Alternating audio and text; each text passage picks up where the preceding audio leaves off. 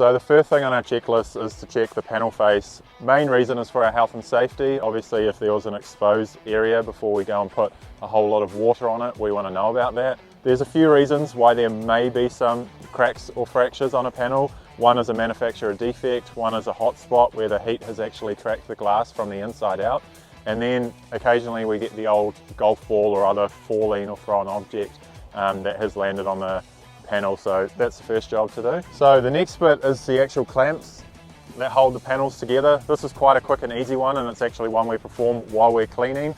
The reason being is when the weight of the brush is on the panel, we can feel straight away if there's a bit of looseness, so we'll pull the brush off and tighten the clamp up while we're on the roof. Next up, it's time to check the structural integrity of the framing and tilt kits. This is what stops the actual panels ripping off the roof in high windstorms, so pretty important to know they're still maintaining their original structural integrity. So next up, we're just checking all the MC4 connectors are connected nicely together. The problem with these is if the clips break, the cables are falling on the roof, and then you can get an earthing issue on your inverter. So here we are, we're ready to start our cleaning. We are only cleaning with pure water.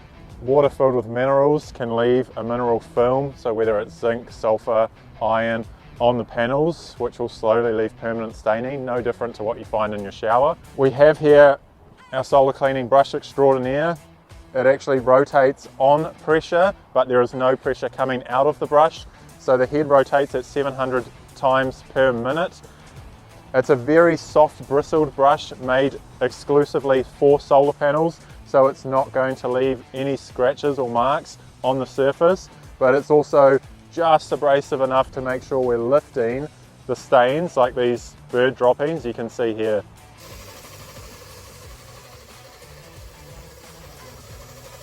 So if you're thinking about having your solar panels cleaned, maybe you've had them sitting up there for a few years, please give us a call. We're always happy to chat, share our knowledge, and of course provide you with a free no obligation quote.